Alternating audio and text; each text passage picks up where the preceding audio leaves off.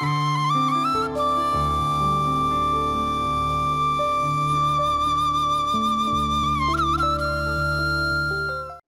TV நேயர்களுக்கு இனிமையான காலை வணக்கம். இன்றைய நாள் தூய்மையான மகிழ்ச்சியான நாளாக அமையட்டும். பல்வேறு பிரச்சனைகளும் சிக்கல்களும் அதற்கான தீர்வுகளும் கண்டுபிடிப்புகளும் உளவியல் ரீதியாக விழிப்பை ஏற்படுத்துகின்ற இந்த அருமையான நிகழ்ச்சியிலே நல்லூர் பிரதேச சபையினர் ஒரு நல்ல திட்டம், வீதிகளிலே குப்பைகளில் போடுகிறவர்களை வீடியோ எடுத்தல். அது அவன் என் முகத்தை காட்டுறையில் அது காட்டப்படுகிறது. ஒரு பெரிய விழிப்புணர்வு. ஆக திண்ம கழிவுகளை சரியாக முகாமை செய்வதில் நாங்கள் தான் கடைசி பின்னுக்கு நிற்கிறோம். யாழ் மாவட்டம் வடக்கு மாகாணம். அந்த விழிப்புணர்வு மக்களில் இல்லை. பிரதேச சபையோ அரசாங்கமோ என்ன செய்தாலும் மக்களில் வர வேண்டும். பல தடவை நாங்கள் இதை சொல்லி இருக்கிறோம். ஆக இதில் ஒரு புரட்சிகரமான ஒரு மாற்றத்தை ஏற்படுத்துவதற்கு நமது ஆளுநர் அவர்கள் சென்ற வாரம் தென்கொரிய நாட்டினுடைய வெளிவிவகாரத்தின் தூதுவருடன் கதைத்திருக்கிறார். தென்கொரிய தூதுவர் லீ மியோன் அவர்கள் வடமாகாண ஆளுநரை சென்ற வாரம் சந்திச்சிருக்கிறார்.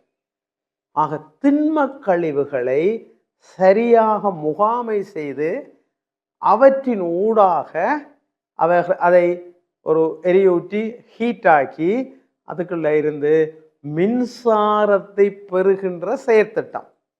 இது எங்களுடைய ஆளுநர் அவைகிட்ட கேட்டிருக்கிறார். அவர்கள் சாதகமான பதிலை சொல்லியிருக்கிறார்கள். சிங்கப்பூரில் அப்படித்தான், இந்தியாவிலும் பல இடத்துல அப்படித்தான், சைனாவிலையும் பல இடத்துல அப்படித்தான். அபிவிருத்தி அடைந்த நாடுகளில் இப்போ விரைவாக நடக்கிறது. அப்போ எங்களுக்கு இது நாங்கள் ஒரு மோசமான நிலையில் இருக்கிறோம். வடக்கு மாநிலத்தில், அதுவும் யாழ்ப்பாண நகரத்தில் அந்த பொம்மை பகுதியில் கொண்டு எரித்து அதெல்லாம் எல்லா இடமும் பரவி மக்களுக்கு நோய்கள் வர்றதும், ஒரு ஒழுங்காக இந்த முகாமைத்துவத்தை செய்ய முடியாத நிதி வசதி இல்லை, வளங்கள் இல்லை, மனமும் இல்லை சிலருக்கு என்ற ஒரு மோசமான ஒரு நிலையில் இருக்கிற இந்த நேரத்தில் எங்களுடைய ஆளுநர் அவர்கள் தென்கொரிய அரசாங்கத்தோட கதைத்து இந்த செயற்திட்டத்தை மேற்கொள்கின்ற பொழுது ஒரு அருமையான பயன் பாருங்க. மீள் சுழற்சி. இந்த திண்ம கழிவுகள் எல்லாம் ஹீட்டாக்கி எரிக்கப்பட்டு அது மின்சாரமாக வந்து எங்கட மண்ணுக்கு அது வளர்ச்சியை காட்டுகிறது. அதே நேரத்தில் இந்த கழிவுகள் நீக்கப்படுகிறது.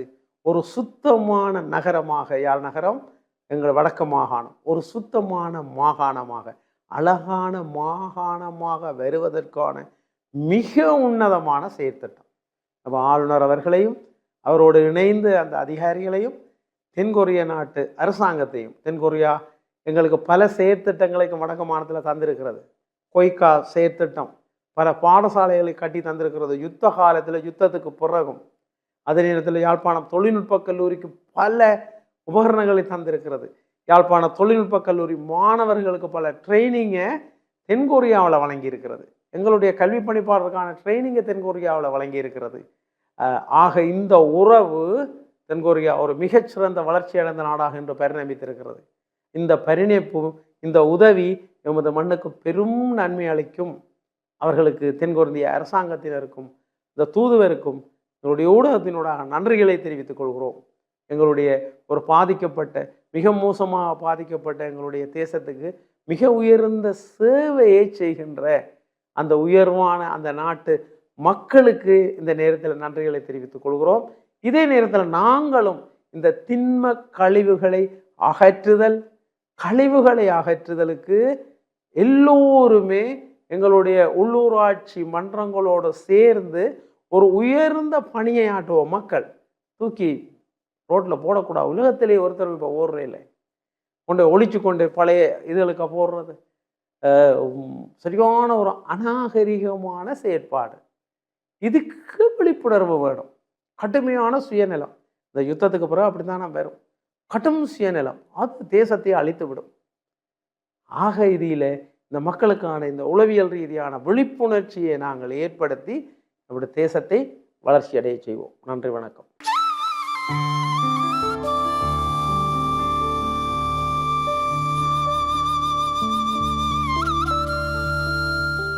60% வரை தள்ளுபடியுடன் நவம்பர் 26 முதல் 30 வரை அபான்ஸ் பிளாக் ஃப்ரைடே.